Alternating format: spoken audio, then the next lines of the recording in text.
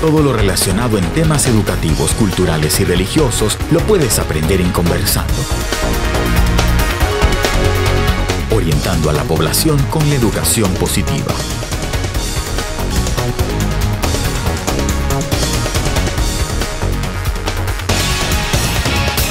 Gracias a Dios por estar con ustedes nuevamente. Bienvenidos a su programa Conversando. Bueno, estamos aquí ahora en Taulabé, en la casa del padre Tito Eduardo Méndez. Padre Tito, como lo conocemos todos, la mayoría, y sobre todo los que lo queremos tanto. Y ya días teníamos esta intención de conversar con el padre Tito por tantas cosas buenas que él ha hecho pues en su vida para favor de la población, en el marco del trabajo de la iglesia, y sobre todo conversar en el plano de hacer una especie de una reflexión, ¿verdad?, sobre la coyuntura del país, sobre la coyuntura de la región, desde la perspectiva del padre Tito, con toda su experiencia, con toda su formación, y también destacar de alguna manera algunos de los proyectos importantes, aparte del tema de pastoral, evangelización que tiene el padre Tito. Entonces vamos a conversar con él sobre varios temas, una entrevista un tanto amplia, ¿verdad? Pero comenzar saludando al padre Tito y bueno, expresándole nuestro cariño, nuestra admiración y nuestro agradecimiento también, porque creo que muchos de los que ahora tenemos mi edad, recibimos una fuerte influencia de formación del padre Tito en todo el tiempo que nosotros compartimos la vida de la iglesia aquí en Taulabé. Así que gracias por eso. Y queremos entonces escuchar un poquito para compartir con nuestros televidentes cómo ve el padre Tito la coyuntura hondureña, este tema de la pandemia, la reacción de la gente, la actitud que hemos tenido los hondureños frente a ella, y bueno, lo que se ha dado en torno a esto y en torno a la desgracia adicional que ha sido el tema de los huracanes, ¿verdad? La coyuntura en realidad del país no es tan bonita con todas estas cosas, pero algunos signos de esperanza habrán, y son los que pretendemos descubrir en esta entrevista con el padre Tito. Gracias, Tito. Bien, Melvin, muchas gracias, y a todos los hermanos, hermanas que nos ven. Bueno, hablar de Honduras, eso creo que es uno de los momentos más hondos del país también, y más negros. Con lo que se avecina en tiempos de pobreza, con eso de la pandemia, que la gente no se le ha asegurado trabajo, y más los huracanes, que se ha perdido en el campo la mitad de la producción. Para los campesinos y para la población pobre significa una economía muerta. El campo vive la mayor parte del café. Se ha caído el café con tanta agua, los precios del café están bajos. El problema del campo siempre ha sido que no hay políticas agrícolas en el país y no hay interés en implementar políticas de verdad que respondan a la urgencia del campo. En un país eminentemente agrícola, que no hayan políticas agrícolas es contradictorio, ¿no?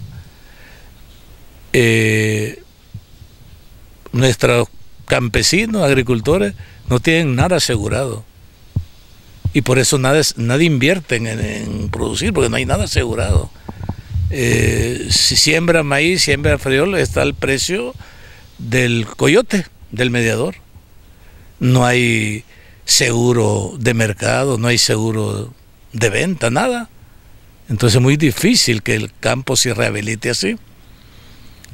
Además, con toda la corrupción que hay, con todo el saqueo de los fondos públicos, agregás el problema de salud, el problema de educación, que cada vez uno lo ve más privatizado, donde todo va costándole más a la gente. el abuso de los servicios públicos también, el abuso de la luz, de como que se mira difícil, pero un signo grande de esperanza es lo que se vio en estos desastres, que a pesar de la pobreza, la urgente necesidad, nuestra gente no ha perdido el sentido de la solidaridad y de la fraternidad también, y nos damos cuenta que de verdad son los pobres los que más solidarios son. Y bien dicho, ese refrán que se repite mucho en televisión, solo el pueblo salva al pueblo. Y en nuestras manos está cómo aprovechar y desarrollar esta solidaridad y orientarla a propuestas más concretas de desarrollo. Porque el problema es que se queda siempre en el país, se queda todo en el momento de la emoción, y luego pasa, pero no hay causas cómo concretizar en propuestas de desarrollo para el pueblo. Será un reto para los políticos, un reto para la iglesia también, un reto para todos los que tenemos cierto liderazgo.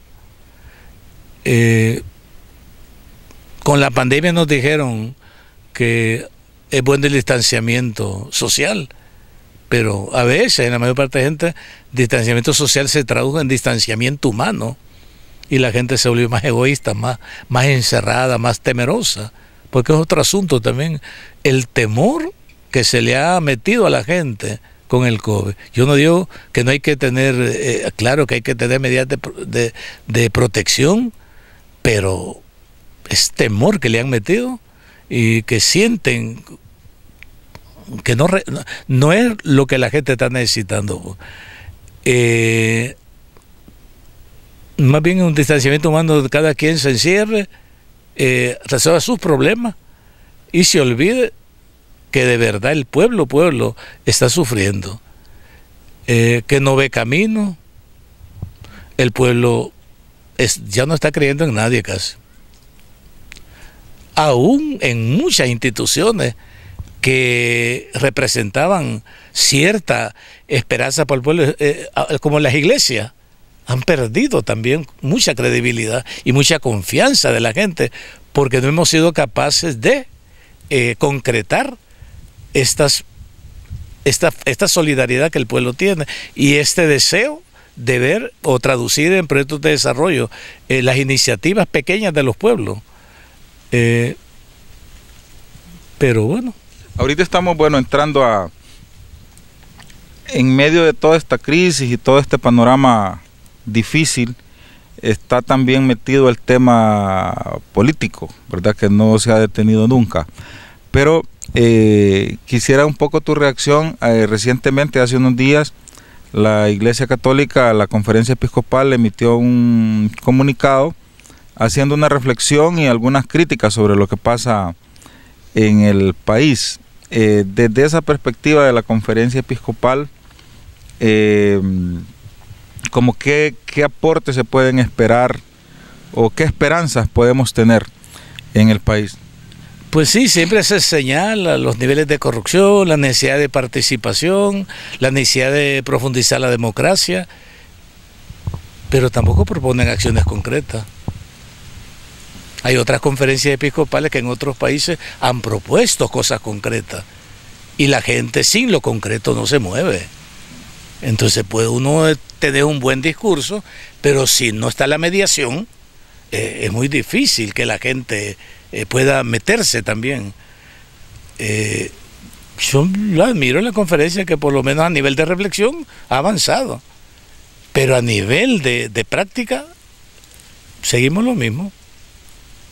Bueno, yo también creo que la iglesia hondureña, la Conferencia Episcopal, precisamente, la cúpula de la iglesia, ha roto el silencio que tenía. Creo que tuvo un tiempo largo de silencio, casi cómplice con lo que pasaba en el país, pero de unos años, de un par de años para acá, yo siento que ha habido un cambio. Podemos ver esto también como un signo esperanzador de búsqueda de liderazgos alternativos, liderazgos esperanzadores que puedan como de alguna manera traer un poco así de valga la redundancia, de esperanza al pueblo, de encontrar, como lo decías hace un rato, respuestas, porque hay mucho discurso. Incluso si uno escucha la propaganda oficial, pareciera que no hubiera ningún problema en el agro.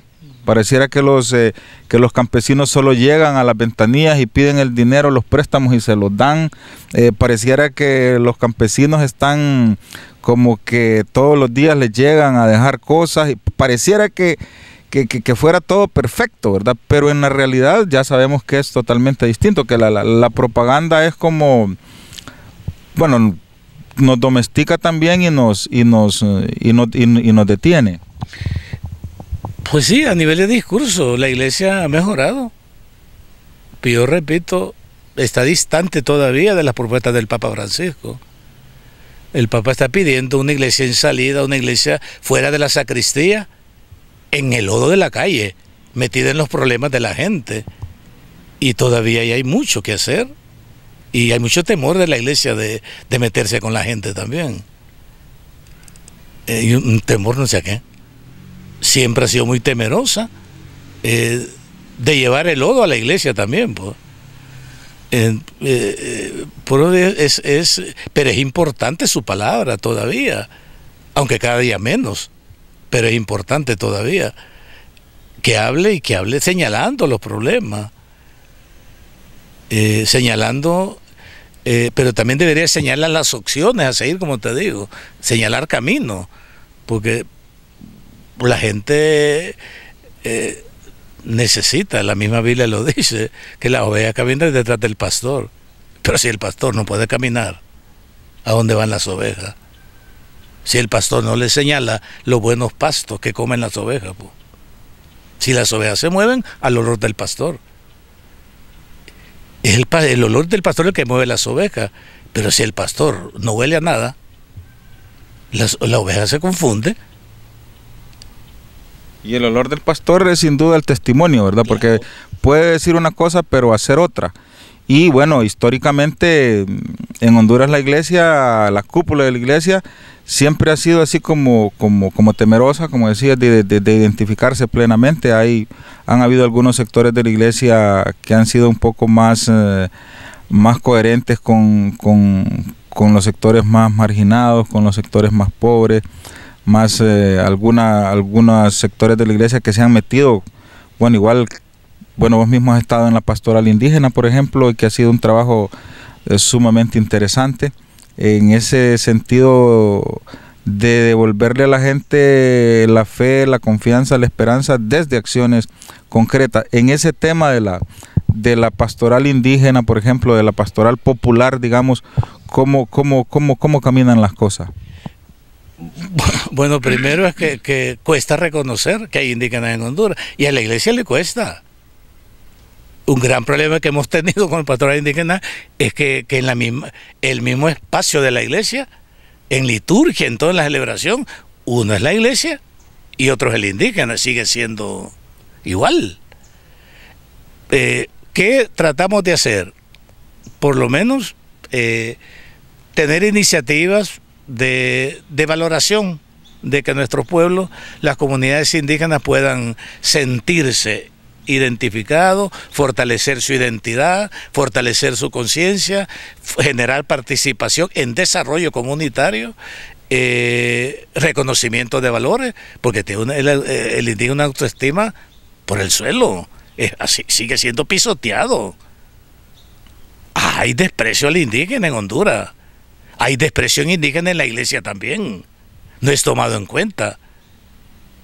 Hay parroquias totalmente indígenas, pero que en consejos, en niveles de decisión, no hay ningún indígena hablando. Siempre otros están hablando por los indígenas. Y entonces no, es un trabajo duro porque es muy básico.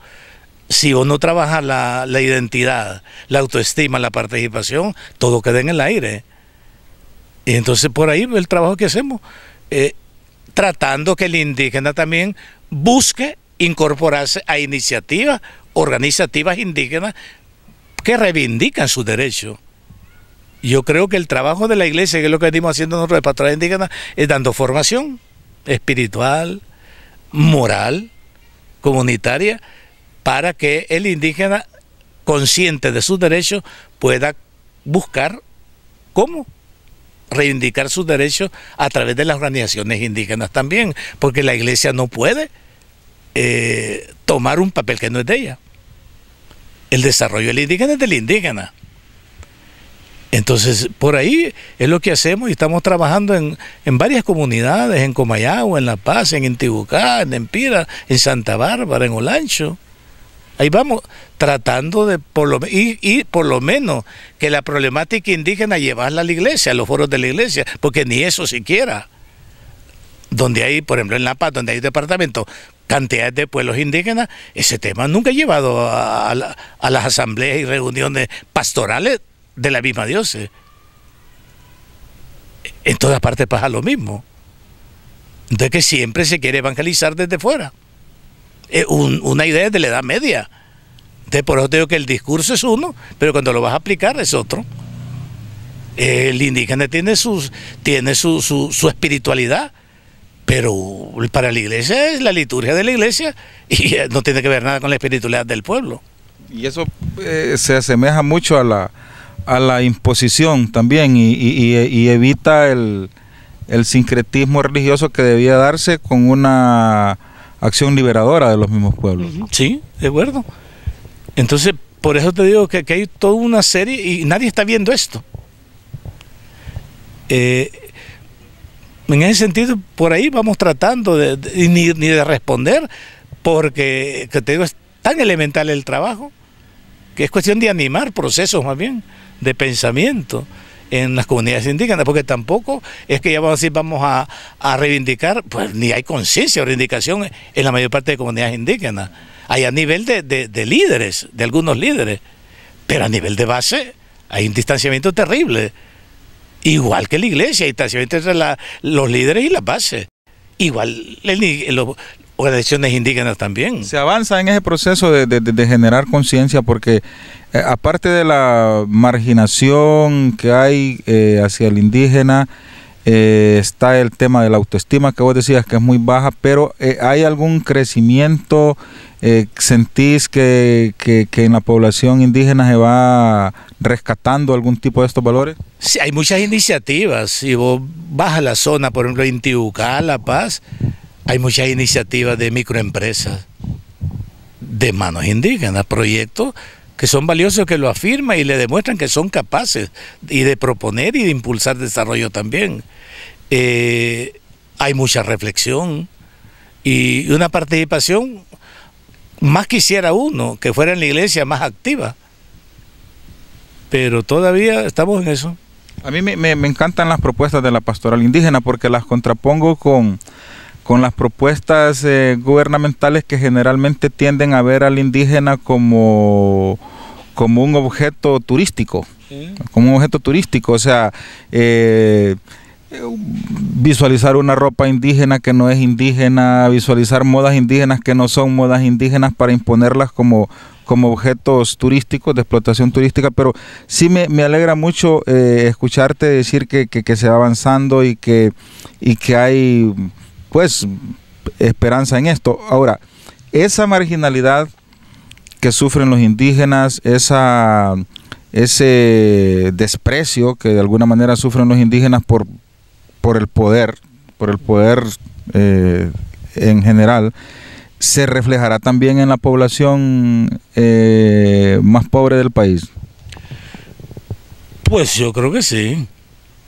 Bueno, con el indígena, es que la gente cree que ser indígena es porque tenés un traje distinto, sí, o un peinado distinto, o andar descalzo, o andar con caite. Eso no tiene que ver nada con la identidad indígena, pero nada.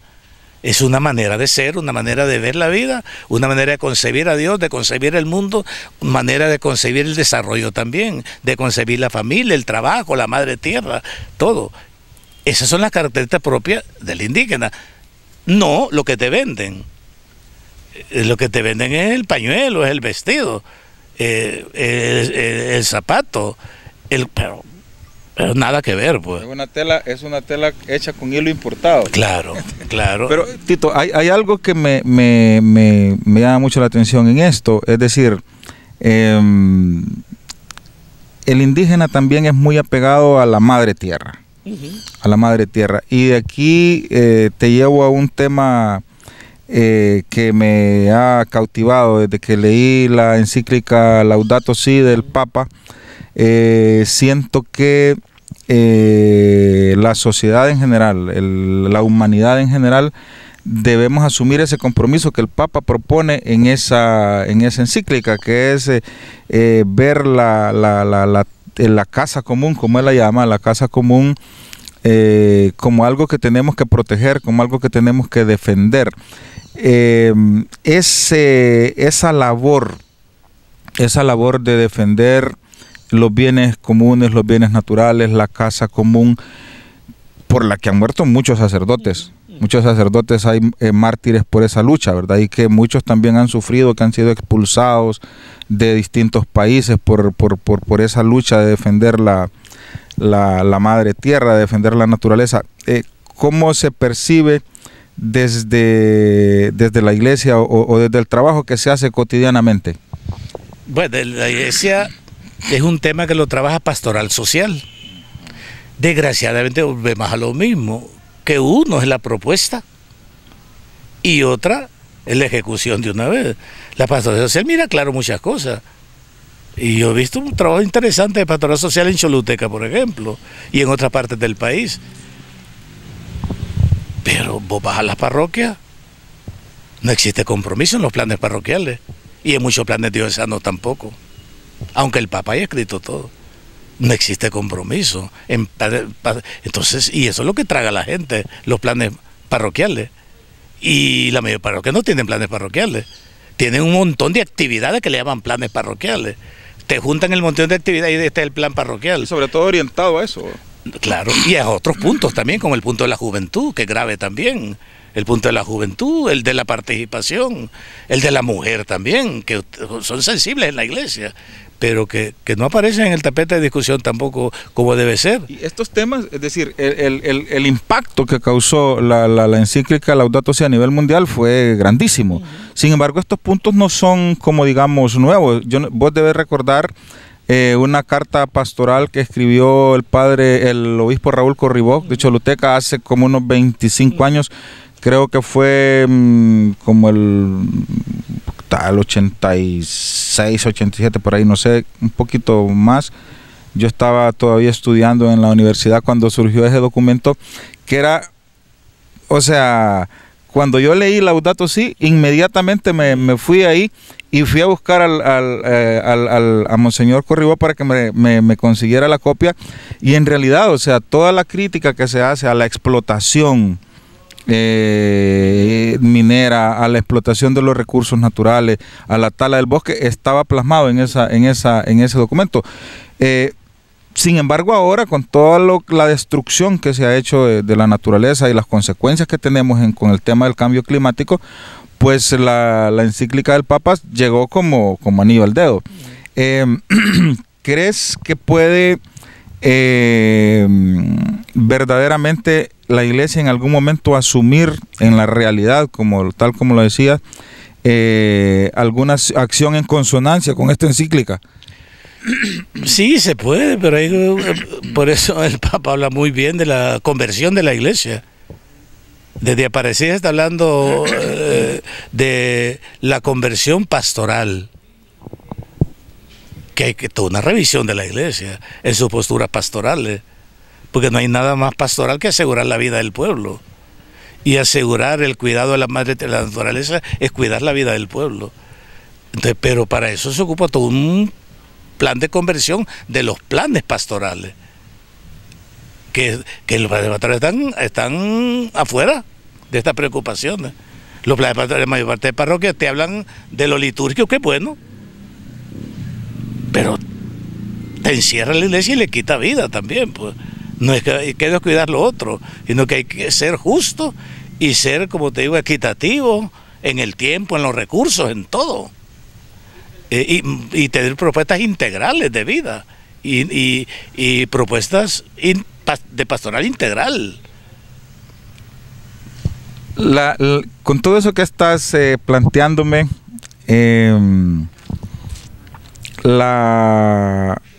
opción preferencial por los pobres que se planteó en Puebla. Recuerdo cuando leí esos documentos de Puebla que eran tan impactantes, o sea, le motivaban una reflexión a uno hacia el compromiso.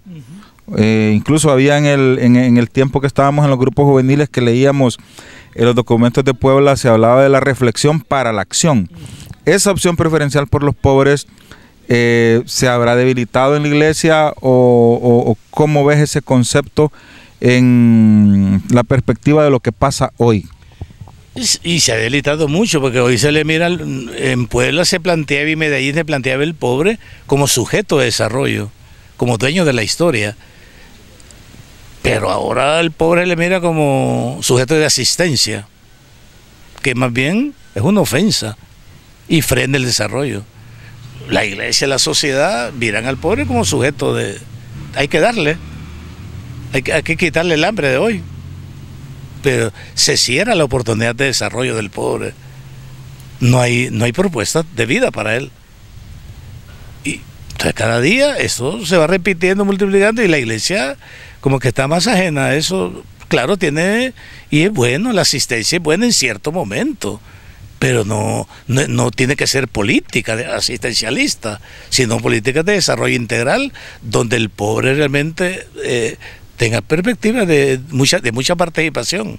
Y porque es que el pobre hay que desarrollarlo para que participe, pero también para que tome decisiones, que no ha podido tomar decisiones. Y eso no se puede llamar opción preferencial por los pobres. Y han habido mucha gente que ha muerto por amor al pobre, por compromiso con el pobre. Y la sangre de ellos, Monseñor San Romero ahora, que es el que nos motiva a decir que estábamos acertados desde los años 80. Entonces, que no era tal que la teología de la liberación y que eran comunistas ni nada de eso. Que estábamos acertados, que es el camino que hay que seguir, que es el camino de acompañamiento del pueblo pobre, a llevarlo a un pleno estado de vida, pues. Y la canonización de Monseñor Romero, y hoy Dios quiera que a Rutilio también Rutilio Grande también, entonces eso le está diciendo uno, bueno. Pero eso también es la canonización de Monseñor Romero, ya la entrada a beatificación del padre Rutilio Grande, ya implica también ver un poco la iglesia con otros ojos, porque recordad que el mismo proceso de Monseñor Romero había sido detenido en Roma, y bueno, era imposible pensar que iba a continuar, pero bueno, se ha dado lo que se ha dado, y eso también es un signo que alegra, es un signo que alegra dentro de la iglesia. Ahora, hablando del asistencialismo, yo pienso que el asistencialismo demagógico es una estrategia de los poderosos para domesticar a la gente. Es decir, el asistencialismo hace que la gente deje de pensar, que la gente como que bloquee su conciencia y le quita la posibilidad de lucha, incluso porque acostumbran a la gente a estarle dando cosas, que no digo que sea malo asistir a alguien si es en el plano de la solidaridad, pero si es en el plano de ir a darle por darle. Pues yo tengo pleito con mis compañeros políticos, ¿verdad? Porque a mí me parece que esas cosas que se hacen de ir a dar y tomarse la foto para ponerla en el afiche y todo eso es un acto de mera demagogia y un acto hipócrita, ¿verdad? Distinto, por ejemplo, yo sé que ustedes han hecho una gran campaña aquí, han llevado lo que han recogido a las zonas de Santa Bárbara, a otros lugares del país. Igual hay un montón de organizaciones que lo hacen. Y siento que esa es más como una estrategia de mantener a la gente así como domesticada. Pero en ese tema, en el tema, por ejemplo, de ver la política, ¿cómo es tu percepción de ese punto? La maldad de un político que utilice el sufrimiento de la gente para asistirlo en función de voto. Ese no tiene perdón ni de Dios de una vez. No, es la gente más sucia, porque estar jugando con la vida, jugando con el futuro, jugando con la dignidad de la gente. No, de vergüenza, no. Yo no sé por qué hay políticos así en Honduras de una vez. Hay unos hasta que se disfrazan, se ponen botas, se ponen esto, se ponen el otro. Pero bueno, yo creo que es necesario también hacer el llamado para que se tome conciencia. Y también yo digo un llamado a los políticos para que puedan practicar los principios, porque casi todos los políticos tienen una constante, todos dicen que son cristianos, ¿verdad? Y entonces, bueno, sacar ese cristianismo ahí. Ahora, Tito, hay una cosa que a mí me ha encantado y es siempre tu interés en el tema educativo.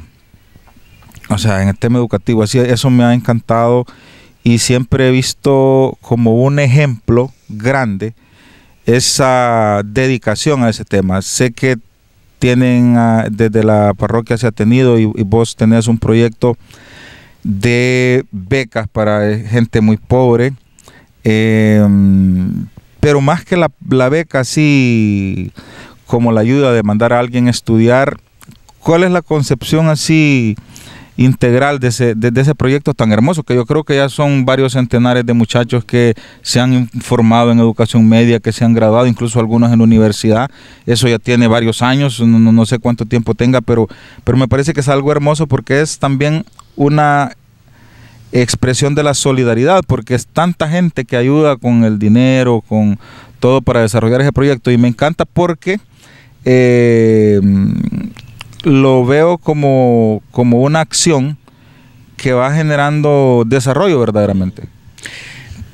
Bueno, yo soy convencido que hablar de desarrollo es hablar de educación, que el subdesarrollo del país es por la poca oportunidad de educación que nuestra gente tiene, entre ellos los campesinos. Siendo la parroquia mayoría campesina, había que poner la mirada en ellos. Nosotros en el año 2000, con el Sínodo de las Américas, el Papa Juan Pablo II le pidió a la Iglesia americana que pusiera los ojos en Centroamérica para desarrollar hermanamiento, dioses con dioses, parroquia con parroquia. Aquí en Comayagua se hizo un hermanamiento de dioses, pero aquí vinieron a tabla como 3 parroquias de los Estados Unidos directamente a buscar relación con la parroquia. En aquel tiempo yo me decidí por una parroquia pequeña, la más pequeña de las que vino, la más pobre, pero que tenía una riqueza enorme, que estaba en manos de laicos, no de curas. El Consejo Administrativo y Parroquial, el laico, es un instrumento de formación para la gente de Tabla B, que mira hasta dónde el laico puede llegar en la iglesia. Ellos administraban todo, la economía y todo. Por eso me gustó mucho. Hicimos el hermanamiento, y con la condición de que fuera un hermanamiento orientada a los líderes juveniles de la parroquia en el área rural.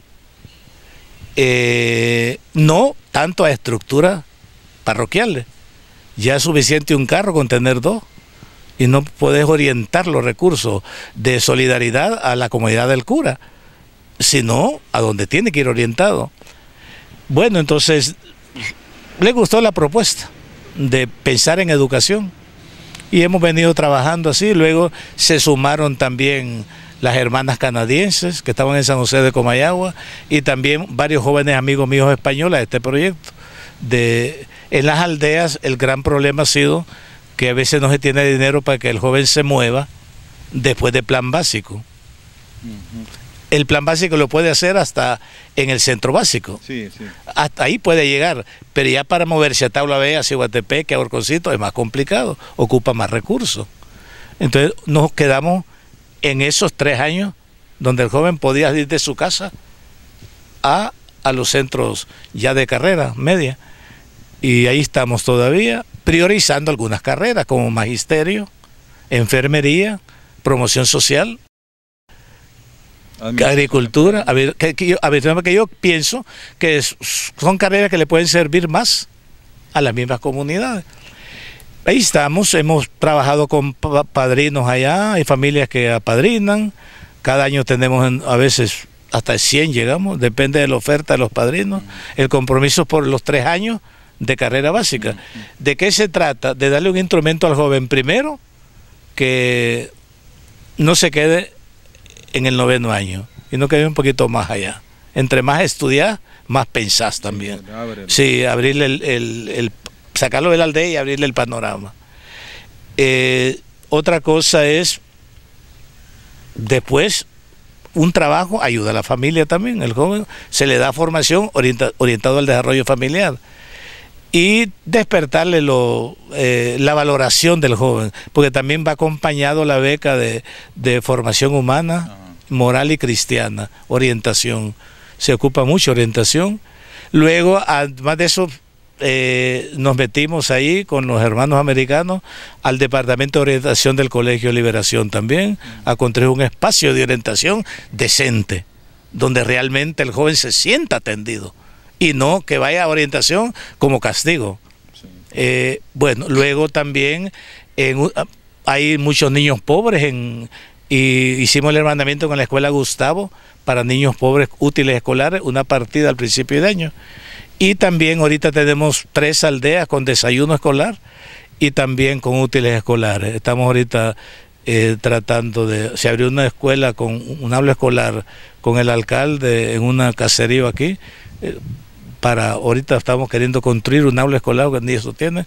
Habían 21 niños ahí que 3 kilómetros para un lado, 3 para el otro, y solas a carretera, y el alcalde paga a la maestra, y ahora estamos queriendo hacer la escuela, el aula escolar para ellos.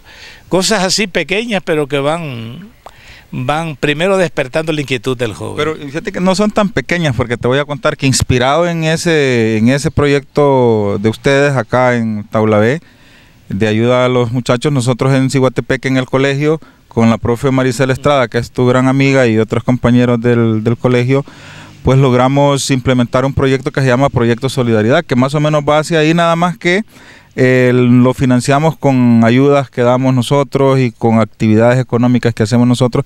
Y en realidad es interesante cómo el joven logra no solo trascender académicamente, sino que el joven también logra liberarse y ayudar a su comunidad, ayudar a su familia y ayudar al país también de alguna manera. Cambiando un poquito de tema ya para ir finalizando la entrevista. La participación de los laicos. Aquí en Honduras ha estado determinada de alguna manera la parte, como digamos, más fuerte por la celebración de la palabra, por los delegados de la palabra. ¿Cómo está ese movimiento? Yo siempre he sentido que ese movimiento es el que sostiene la iglesia en las comunidades, porque la verdad que son ellos los que se desarrollan y los que también generan desarrollo en las comunidades. Entonces, ¿cómo está ese movimiento de laicos en la celebración de la palabra, los delegados de la palabra?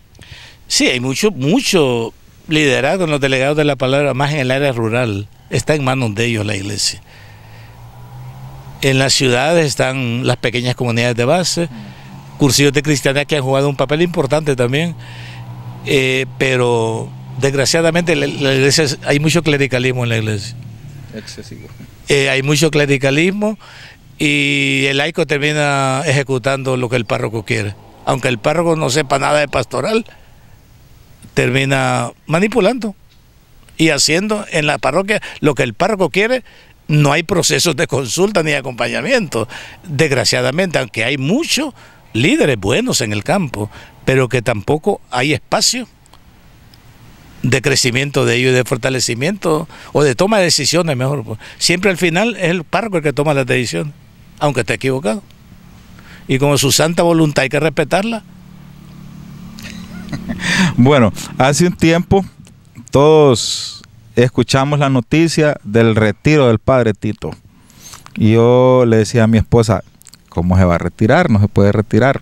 Entonces, pero mucha gente pensó después de esa noticia que el padre Tito estaba ya, como quien dice, en una hamaca, tranquilo, ¿verdad? Y todo eso. Ya hablamos un poco de muchas cosas de las que el padre Tito lidera y hace, ¿verdad? Porque bueno, ha sido tu vida siempre, desde que te ordenaste. Pero ahora ¿cuál es la agenda? ¿Cuál es el diario vivir del padre Tito? Bueno, a raíz del accidente que tuve, yo tuve tiempo de pensar, de reflexionar. Yo estaba cansado ya en la parroquia, tanto año. Mira, no hay cosa más triste, yo siempre he dicho, estar tanto año en una parroquia donde llegas a conocer la gente, tal que como que no tenés novedad. Eso. Y yo es de las personas que nunca quise estar tanto tiempo en una parroquia, pues. mentalmente estaba agobiado por eso, cansado, no había novedad, ya caes en lo rutinario y perdés tus energías también. Entonces yo me retiré para repensar muchas cosas y ahí voy poco a poco, ayudo en lo que puedo, donde quieren que les ayude y acompaño a los jóvenes. Aquí viene mucha gente para orientación y hago un trabajo que yo he dicho que hoy hago más trabajo que antes y con el teléfono. Hoy le mando un montón de gente la lectura de la Biblia. La mañanita nos llega una todo. Buena lectura, Sí. corta, buena, y como mando la lectura, ahí están, padre, mire, tengo este problema, padre, mire que hago en esto. Entonces, ¿Y no te has visto haciendo, es decir, esa lectura que mandás, que la hace, no recuerdo el nombre del padre, Ricardo López, ¿no te has visto de repente generando tus propias reflexiones y enviándolas por la vía que las mandas, que por WhatsApp? Me imagino que has de tener una lista de contactos bastante grande, o por Facebook, que nosotros, bueno, con mi familia, asiduos a la misa, cuando hay, como nos llega el aviso, ¿verdad?, del Facebook Live, entonces, y siento que bueno, la modernidad también te abre espacios para la evangelización. no, sí, claro, lo que pasa es que hay que ir poco a poco, creando primero la base. Ahorita y aprendiendo, claro, porque vos sabés, en un pueblo cura es jodido. Eso nos ha pasado a los profesores, claro. Ahorita, mira, los profesores ahorita hemos tenido que aprender, sí, claro. Y hay algunos profesores que no soportan la presión, porque las redes sociales y la tecnología te trae una presión psicológica, y entonces terminan peleándose con los padres de familia, bloqueando a los alumnos, ¿me entendés? Entonces, eso es parte también de la conciencia que uno debe tener de servicio, porque yo considero que bueno, el docente es un servidor. Si el docente no está para servir al alumno, para servir al padre de familia, para servir en el proceso de transformación de la patria, pues bueno, se equivocó de carrera, ¿verdad? Así de sencillo, se equivocó de carrera. Pero igual, es decir, un sacerdote es el pastor, es la persona, como decías, a quien las ovejas van a seguir por su olor y por su testimonio. Entonces, pero sí creo que es interesante como poner en perspectiva, utilizar la tecnología para evangelizar. Pues sí, te digo, yo estoy impresionado ahora cómo hay necesidad en la gente. Es necesidad a todos los niveles de acompañamiento y de escucha especialmente. Y ahorita con la pandemia de consuelo, y con lo de estos huracanes de consuelo terrible. Entonces estoy impresionado más bien cómo a veces uno de cura pierde el tiempo, a veces mucho en el templo. O perdí mucho tiempo. Porque hoy te das cuenta que suponete, el templo aquí en Taulavé lo llenas con 200 personas, pero en Taulavé hay más de 10.000 personas. ¿Qué significa eso? Nada, es muy poco a lo que llega. Entonces las redes sociales te abren espacio para llegar a más gente. Y gente que quiera o no, reclama atención. Definitivamente. Y entonces estoy contento, ahí hablo mucho, comento mucho la lectura, me piden, padre, ¿qué piensa de esto? Mire esto, lo otro, y ahí vamos. ¿Qué es lo que te hace sentir realizado como sacerdote, como persona? Pues que yo siempre he tenido sueños, y no tanto el ser cura por ser cura, sino que siempre he pensado que hay tanta necesidad, tanta cosa, y que uno tanto puede hacer también, que a veces pierde mucho el tiempo uno en tontera. Bueno, Tito, podríamos hablar un montón de tiempo, pero sé que tenés muchas cosas que hacer, y esta entrevista la van a ver montones de personas, porque la página del programa y la página del canal pues es seguida por miles de personas, y seguro la van a ver muchas personas que te quieren, que te admiran. Por ejemplo, nosotros tenemos un grupo de los que pertenecimos al MEC, ¿te acordás? Está Esteban Meléndez, Dalila Fernández, estamos un montón ahí, y siempre están pendientes de lo tuyo, ¿verdad? Y siempre preguntan de qué hace el padre Tito, qué hace por acá, y a veces se conectan a la misa y todo. Pero hay, obviamente cantidades de personas que te quieren mucho y que valoran tu trabajo. Para terminar, quisiera, antes de que nos des la bendición, un mensaje que vos querrás dar a las personas, tal vez algo que no dijiste en la entrevista y que tal vez querrás decirlo, querrás que la gente lo sepa, pues te cedo un tiempo para eso. No, solamente que hoy más que nunca el mensaje de la Navidad es muy actual, pero más que nunca. Aquella lectura que decía Isaías, levántense, alégrense, levanten la cabeza, el Señor llega. Alégrense, se lo repito, consuelen a mi pueblo. Y la lectura más hermosa, aquella de Juan, donde dice: al pueblo que caminaba en tiniebla una luz le brilló. En medio de tanta oscuridad, de tanta dificultad, de tanta violencia, tanta inseguridad, tanta pobreza,